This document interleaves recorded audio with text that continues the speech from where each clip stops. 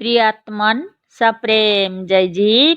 आदि मुनीश्वर योगेश्वर परम पूज्य सत्य सम्राट सद्गुरुदेव सिमनी जी का वचनामृत से एक बूंद परिवर्तन और रूपांतर के साथ अमृतत्व का अस्तित्व।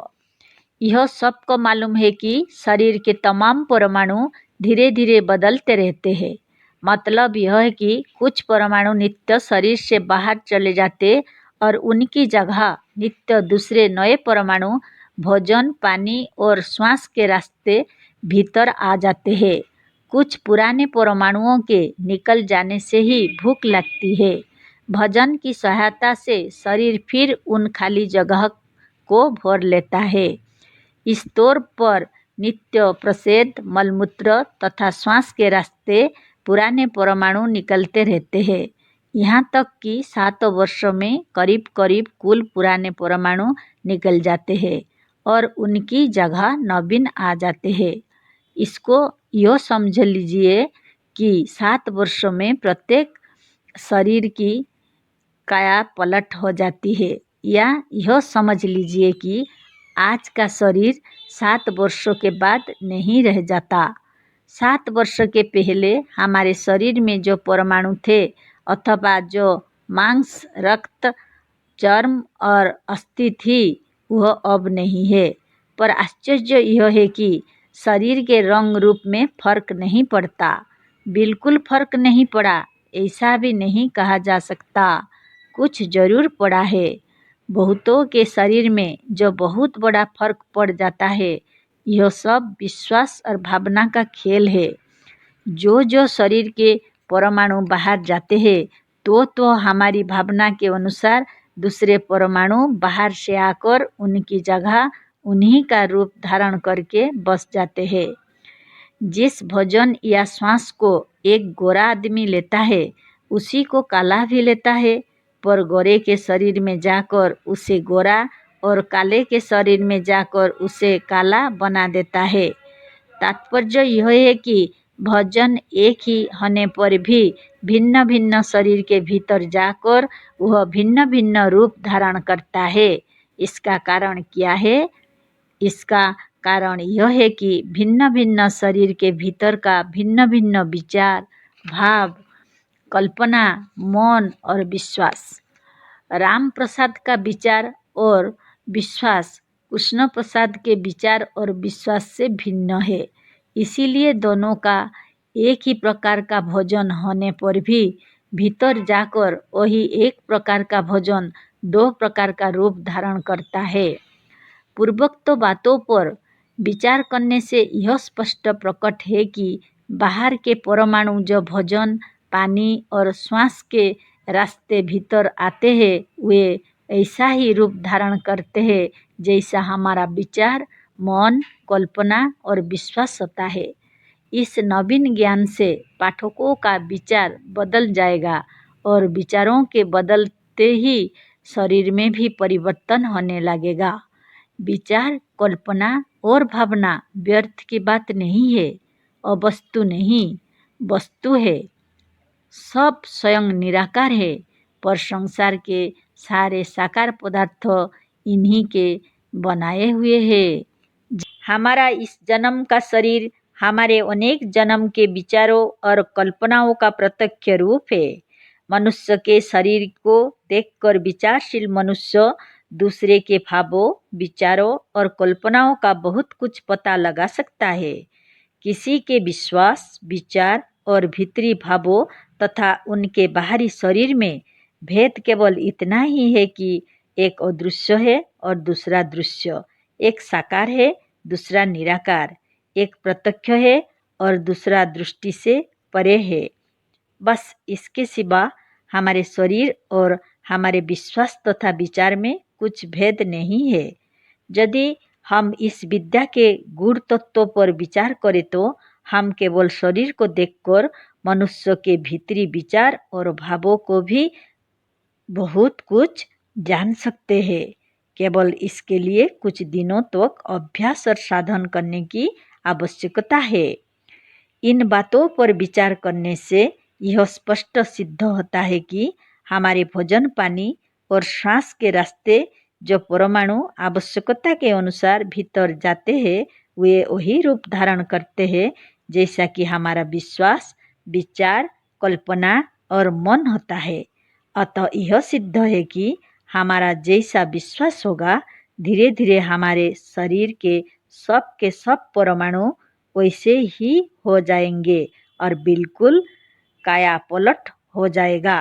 अतः इस सिद्धांत के अनुसार यदि हम यह कहें कि कोई भी रोगी विश्वास के साथ यदि निरोग होने की भावना करे तो थोड़े दिनों के बाद वह सर्वथा जन्म रोगी होने पर भी निरोग और निरामय हो जाएगा। तो इस सिद्धांतों को सभी विद्वान मान लेंगे। पर यहाँ यदि हम यह कहें कि इसी तरह से यदि हम शरीर से ही अमर होने की भावना करें तो धीरे धीरे शरीर के भीतर ऐसे ही परमाणु आ जाएंगे जो शरीर को सर्वदा अमर और निरोग रखेंगे तो कोई भी नहीं मानेगा। यद्यपि इसमें और पहले की बात में रत्ती भर का भी भेद नहीं है। यदि पहला हो सकता है तो यह दूसरा भी हो सकता है। अपनी आत्मा से पूछिए यह क्यों नहीं हो सकता? वह कहेगी कि अवश्य हो सकता है। वह कहेगी साधन करने से, विश्वास के बल से सब कुछ हो सकता है। इतने पर भी आप कहते हैं कि हम अमर नहीं हो सकते। इससे तो यही सिद्ध होता है कि आप में आत्मबल की न्यूनता है और यह तुच्छ विचार मृत्यु का कारण है। अपने को निर्बल मानना अच्छा नहीं है। कोई निर्बल नहीं है। आप विश्वास के साथ नित्य सवेरे उठकर भावना करें कि हमारे में वही परमाणु आ रहे हैं जो हमारे शरीर को अमर बना देंगे। भावना कीजिए कि हम उन्हीं परमाणुओं को अपने श्वास के साथ बराबर खींचते आए और खींच रहे हैं जो हमारे शरीर को अमर बना देंगे।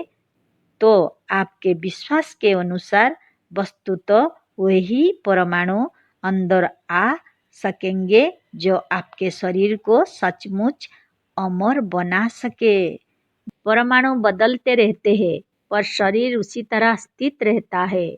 यहाँ तक कि 7 वर्षों के बाद पुराना शरीर ही बदल जाता है मगर हमें मालूम नहीं होता। बात यह है कि सब नित्य धीरे धीरे होता रहता है। आज तक सबका यह विश्वास था कि मरना आवश्यक है। इसी से धीरे धीरे क्रमश जो परमाणु बाहर से नए आते हैं वे पहले की अपेक्षा अधिक निर्जीव और निर्बल होते हैं। इस तरह से शरीर उत्तरोत्तर वृद्ध, निर्बल और निर्जीव होता जाता है और अंत में एक दिन मर भी जाता है। लड़कपन में संसार का प्रभाव हमारे मन पर कम रहता है। यही कारण है कि पहले कुछ दिनों तक परमाणु उत्तरोत्तर बलवान और सजीव आते जाते, पर जो वह मनुष्य अधिक उम्र का होता है तो लोगों को बारंबार मरते देखकर मरण की भावना अधिक करता है। अतः अवस्था की अधिकता के साथ साथ मनुष्य क्रमश निर्बल परमाणुओं को खींचता और एक दिन अपने विश्वास के अनुसार मर भी जाता है। अत्यंत छोटे बालक को उनके माँ बाप की भावना या प्रभाव अधिक पड़ता है क्योंकि अत्यंत छोटे लड़के की अपनी भावना कुछ नहीं रहती। अत्यंत छोटा लड़का अधिकतर अपने पिता माता की भावना के अनुसार जीता और मरता है। यही कारण है कि जो यह सोचता रहता है कि ऐसा न हो कि हमारा बालक मर जाए तो उसका लड़का अवश्य मर जाता है क्योंकि माता पिता की भावना मृत्यु की ओर अधिक रहती है। लड़कों पर उनके पूर्व जन्म की भावना का भी प्रभाव पड़ता है। जिस चीज़ से मनुष्य बहुत डरता है उसकी भावना में यह चीज़ बराबर बनी रहती है। जो डरा सो मरा। बस यदि आप शरीर से अमर होना चाहते हैं तो दृढ़ विश्वास के साथ आज कह दीजिए कि हम अमर हो गए। बस निश्चिंत जानिए कि आप अमर हो गए। नित्य इस अमृतत्व की भावना से भोजन, पानी और श्वास के रास्ते शरीर के भीतर वे ही परमाणु आएंगे जो अमर, सजीव और सबल होंगे। ऐसी भावना करने पर वे ही परमाणु शरीर में आते हैं जो पहले से भी अधिक सजीव और बलवान अणु को खींच सके। अमृतत्व की भावना उन तमाम परमाणुओं को जो शरीर के भीतर आते जाते हैं ऐसा ही बनाती जाती है जिससे वे शरीर को निरोग, जुबा, अमर बनाए रहे। दीपक की ज्योति को सब लोग जानते हैं। दीपक की बत्ती में से प्रकाश ऐसे वेग से निकल रहा है जैसे पिचकारी में से जल, बल्कि इससे भी अधिक अत्यंत वेग से निकलता है। पिचकारी से जब जल निकलता है तो उसकी नोक या मुंह के पास जैसी घनी स्थूलधारा रहती है ऐसी आगे चलकर नहीं रहती, आगे चलकर बिखर जाती है। इस जगह पर आप पुष्प वाटिकाओं के फव्वारे को भी दृष्टांत में ले सकते हैं। दीपक की ज्योति भी एक फव्वारा है जो बत्ती के पास अत्यंत घना और स्थूल रूप में रहता और 2 अंगुली के ऊपर जाकर चारों तरफ छितर जाता है। यद्यपि इस दीपक में प्रकाश प्रत्येक क्षण में निकल कर बाहर फैल रहा है, पर इतने वेग से निकलता है कि दीपक के पास जो 2 अंगुली ऊंची उसकी लो या ज्योति है वह सदा बनी रहती है और यह तब तक बनी रहती है जब तक इसमें तेल है। ठीक इसी तरह का यह शरीर भी है। इसमें से करोड़ परमाणु हर वक्त श्वास, मलमूत्र तथा प्रस्राव के रास्ते निकल कर बाहर जा रहे हैं, पर उतने भी आ भी रहे हैं। इसीलिए इतना खर्च होने पर भी यह शरीर रूपी स्थूल ज्योति बराबर बनी रहती है। जैसे दीपक में जब तक तेल रहता है तब तक उसका घना प्रकाश बना रहता है, उसी तरह से शरीर में भी एक तेल है। वह तेल जब तक रहेगा तब तक यह शरीर नहीं मर सकता। शरीर का तेल चेतन आत्मा है। इसी के भरोसे यह शरीर उसी तरह स्थित है जैसे तेल के भरोसे दीपक। पर इस दीपक का तेल चेतन, अक्षय, अखंड, अमर, अव्यय और अनंत है। इस चेतन आत्मा रूपी तेल का क्षय अनंत काल तक में भी नहीं हो सकता। अतः जिस शरीर का संबंध ऐसी आत्मा से है उस शरीर का नाश भी कभी नहीं हो सकता। पर अब प्रश्न यह है कि यदि ऐसा हो तो यह शरीर मरता क्यों है? बात यह है कि आत्मा चेतन है और चेतन विचार, मन, इच्छा, भावना, कल्पना और विश्वासमय है। हमारी आत्मा वही और ऐसी ही हो जाती है जैसी हमारी भावना और विश्वास होता है। आज तक लोगों का यही विश्वास रहा कि शरीर अमर नहीं हो सकता। यही कारण है कि वह स्वभाव से अमर होता हुआ भी आज तक मरता रहा। अतः इन बातों पर विचार करो। यह समझ लीजिए कि आत्मा एक अक्षय तेल है।